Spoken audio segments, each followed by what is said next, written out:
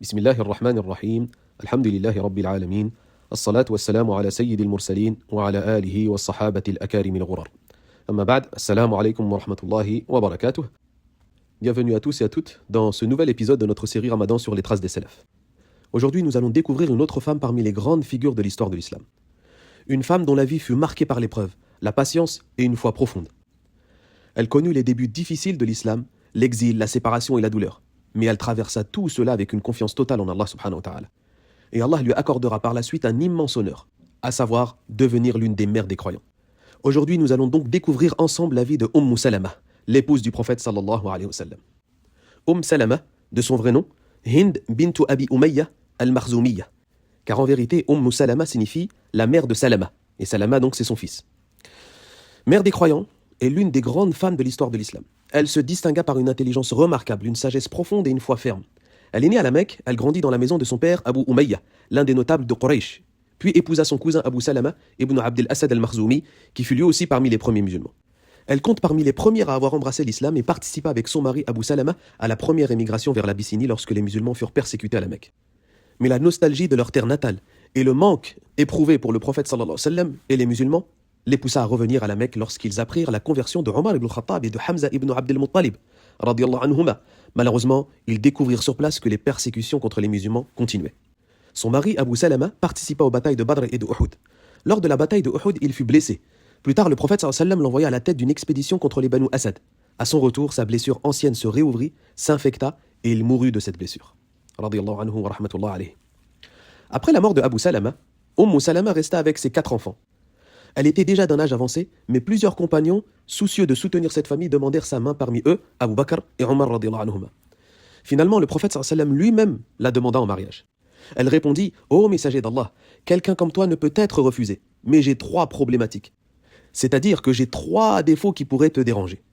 Je suis jalouse, j'ai des enfants, et aucun de mes tuteurs n'est présent. » Et le prophète sallallahu alayhi wa sallam répondit: « Quant à ta jalousie, je demanderai à Allah de la faire disparaître. Quant à tes enfants, Allah s'occupera d'eux. Et pour tes tuteurs, aucun d'eux ne refusera notre mariage. » Son fils Salama, bien qu'encore jeune, fut son tuteur lors du mariage.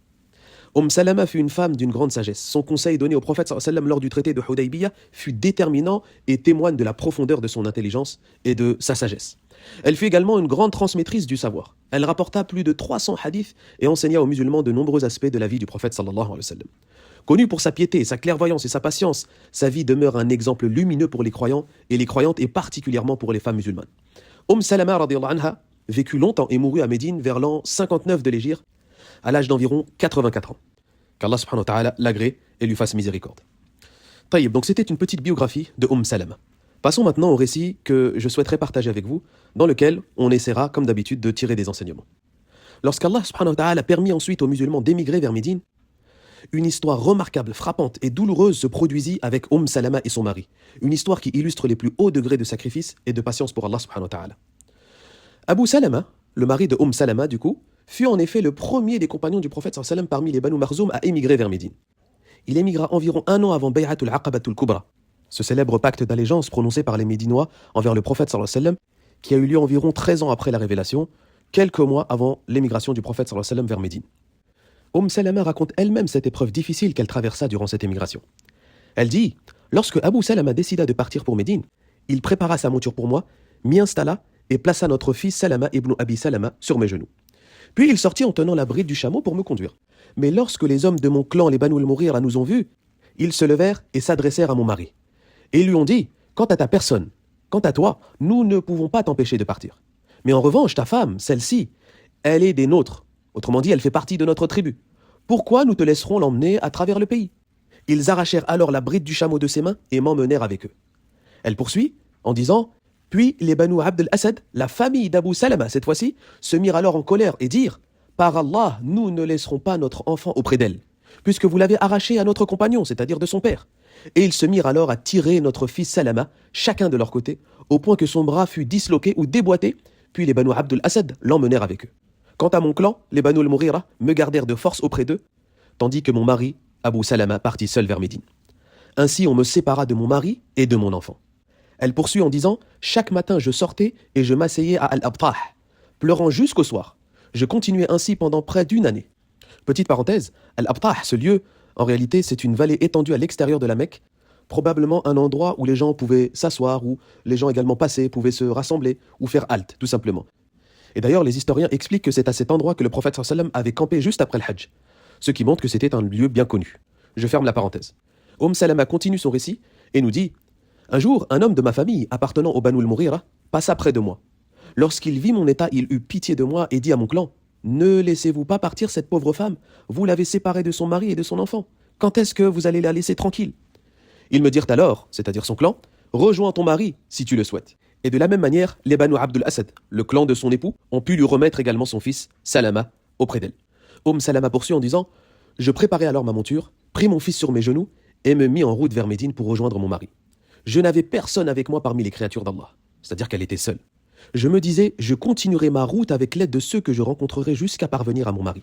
Autrement dit, elle espérait de l'aide sur le chemin, peut-être une caravane, etc.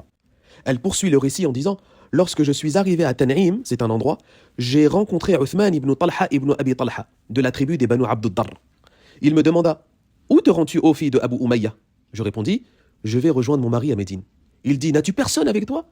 Je répondis « Non, par Allah, personne si ce n'est Allah et mon petit garçon. » Il dit alors « Par Allah, je ne peux pas te laisser seul dans ce long périple. » Elle poursuit en disant « Il prit la bride de mon chameau et partit avec moi pour me conduire. » Elle poursuit en disant « Par Allah, je n'ai jamais vu un homme parmi les Arabes aussi noble et respectueux que lui dans ce voyage. Lorsqu'on arrivait à une halte, il faisait agenouiller mon chameau, puis il s'éloignait de moi. Une fois que je descendais, il détachait la selle et attachait le chameau à un arbre, puis il allait s'asseoir à l'ombre au niveau d'un autre arbre. Quand venait le moment de repartir, il préparait le chameau et me disait « Vous pouvez monter. » Une fois que j'étais installé sur la monture, il venait saisir la bride et me conduisait jusqu'à l'étape suivante. Il continua ainsi jusqu'à ce qu'il m'amène à Médine. Lorsqu'il aperçut le village des Banu Amr ibn Aouf à Quba, il me dit « Ton mari se trouve dans ce village. » En effet, Abu Salama, donc son époux, s'y était installé. Puis il dit « Entre-y avec la bénédiction d'Allah. » Et il repartit ensuite vers la Mecque. Salama disait « Par Allah, je ne connais pas une famille musulmane qui ait subi autant d'épreuves que la famille d'Abu Salama. Et je n'ai jamais vu un compagnon de route plus noble que Uthman ibn Talha. » Il faut savoir que Uthman ibn Talha n'était pas encore musulman à ce moment-là. Il se serait converti environ en l'an 7 après l'Hégire. Sa famille Banu Shayba, descendant de Banu Abi Talha, avait la responsabilité de la clé de la Kaaba avant l'islam. Lors de la conquête d'ailleurs de la Mecque, le prophète sallallahu alayhi wa sallam rendit la clé à Uthman ibn Talha en lui disant Khudhuha ya bani Abi Talha khalidatan talidatan la yanzi'uha minkum illa zalim.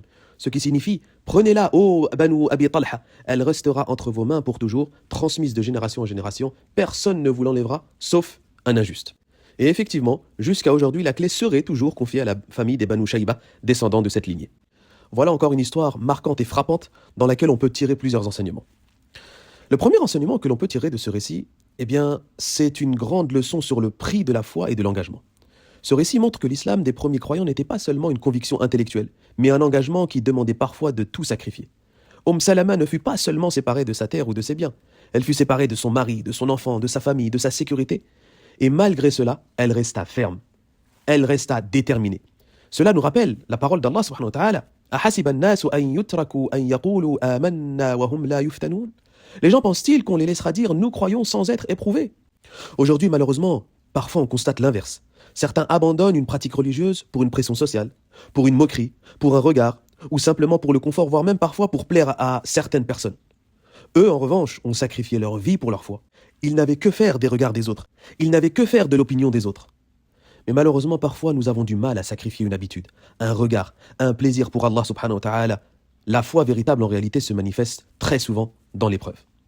Le deuxième enseignement que l'on peut tirer de ce récit également, eh bien, c'est la patience active, pas la résignation. Salama raconte qu'elle sortait chaque matin pendant près d'une année pour pleurer à l'endroit de l'Abtah. Ce détail est très profond. Elle ne s'est pas enfermée dans la résignation. Elle continuait à espérer, à attendre qu'une porte s'ouvre. Aujourd'hui, malheureusement, beaucoup de gens veulent des solutions immédiates, mais sans fournir d'efforts. Mais surtout, certains oublient de se tourner vers celui qui détient toutes les solutions. Dès qu'une épreuve arrive, on se décourage rapidement, on se plaint, on perd parfois espoir, alors que les premiers croyants avaient une patience longue, profonde, active et confiante surtout. La patience en islam n'est pas une passivité. C'est tenir dans l'épreuve tout en espérant la délivrance d'Allah subhanahu wa ta'ala. D'ailleurs, qu'Allah subhanahu wa ta'ala délivre et soulage toutes les personnes qui sont dans la difficulté, qui sont dans l'épreuve. Qu'Allah subhanahu wa ta'ala les soulage et les apaise. Et surtout leur offre une issue bi'idhnillahi ta'ala. Le troisième enseignement, la providence divine apparaît parfois par des causes inattendues. La solution à son épreuve ne vient pas d'un grand compagnon, d'un musulman, d'un proche. Elle vient d'un homme qui n'était même pas musulman à ce moment-là. Uthman ibn Talha. C'est une leçon très profonde. Allah subhanahu wa ta'ala peut envoyer l'aide par des voies que l'on n'imaginait même pas. Comme Allah subhanahu wa ta'ala le dit, وَيَرْزُقُهُ مِنْ حَيْثُ لَا يَحْتَسِبُ. C'est-à-dire, et il lui accorde sa subsistance d'où il ne s'y attendait pas. Parfois, Allah subhanahu wa ta'ala peut ouvrir des issues, peut ouvrir des portes qu'on n'attendait même pas. Des personnes qui vont nous soutenir, dont on pensait jamais qu'ils nous soutiendraient, qu'ils nous aideraient. Des gens auxquels on n'aurait jamais pensé. Eh bien, Allah subhanahu wa ta'ala peut se servir d'eux afin d'aider une personne, afin d'aider un croyant dans la difficulté. Le quatrième enseignement, la noblesse morale, al-muru'atu. Ce récit montre quelque chose de très important, la noblesse de caractère chez les Arabes même avant l'islam. Uthman ibn Talha n'était pas musulman à ce moment-là. Mais pourtant, il protège une femme seule, il ne profite jamais de la situation, il garde une distance respectueuse, il fait preuve de noblesse, il veille à son honneur pendant tout le voyage. Et Salama le dit elle-même, elle témoigne de cela. Elle nous dit « Je n'ai jamais vu un homme aussi noble, aussi respectueux que lui parmi les Arabes. » Et ce qui interpelle aujourd'hui, c'est que parfois, certaines personnes ayant pourtant la foi, ayant pourtant l'islam dans leur cœur, ne manifestent pas toujours cette noblesse. On peut malheureusement observer chez certains musulmans un manque de respect dans les interactions, dans les ventes, des comportements déplacés, une absence de pudeur ou de dignité, une manière de parler un peu vulgaire. Et ce récit nous rappelle que, normalement, la foi doit produire un comportement noble. Les savants nous disent d'ailleurs, l'islam ne détruit pas les bonnes valeurs humaines, il les perfectionne. Le cinquième enseignement, la place des femmes dans l'histoire de l'islam. Ce récit rappelle que les femmes ont participé pleinement aux grandes épreuves de l'islam. Salama en est une preuve supplémentaire. Elle a subi des persécutions, elle a fait la hijra, elle traverse seule le désert, elle élève ses enfants, et elle deviendra ensuite l'une des grandes savantes de l'islam. Elle rapportera plus de 300 hadiths. Cela montre que les femmes de la première génération notamment étaient des actrices de la foi, pas de simples spectatrices. Le sixième enseignement, l'épreuve précède souvent l'honneur. Naam, Salama elle a subi donc la séparation de son mari, de son enfant, la solitude, les pleurs pendant une année, le voyage dangereux. Mais plus tard, Allah subhanahu wa ta'ala lui accordera un honneur immense. Devenir l'épouse du prophète sallallahu alayhi wa sallam et devenir mère des croyants. C'est une règle que l'on retrouve souvent dans la sira. Les grandes stations viennent après les grandes épreuves difficiles. Le septième enseignement, l'islam transforme les cœurs avec le temps. L'homme qui accompagne Salama n'est pas encore musulman, mais son comportement montre une prédisposition au bien, bi'idhnillahi ta'ala. Et plus tard, Allah subhanahu wa ta'ala ouvrira son cœur à l'islam. Aujourd'hui, malheureusement, certains ferment rapidement la porte aux autres, les condamnent de manière définitive, alors que les cœurs peuvent changer et évoluer. On a pu le voir d'ailleurs dans l'histoire de Omar ibn Khattab radiyallahu anhu. Et encore une fois, ce récit nous enseigne de ne pas désespérer des gens. Le cœur peut changer avec le temps, bi'idhnillahi ta'ala. Le dernier enseignement, bi'idhnillahi ta'ala, eh bien, cette histoire est une leçon sur la dignité humaine. Ce qui est frappant dans ce récit, c'est la dignité de Salama. Elle ne se plaint pas contre Allah subhanahu wa ta'ala. Elle ne perd pas sa dignité malgré l'épreuve. Elle agit avec foi, patience et détermination. C'est un modèle de force intérieure. C'est une femme qui doit, bi'idhnillahi ta'ala, nous inspirer et inspirer toute femme, qu'elle soit âgée, qu'elle soit jeune, qu'elle soit mariée ou célibataire.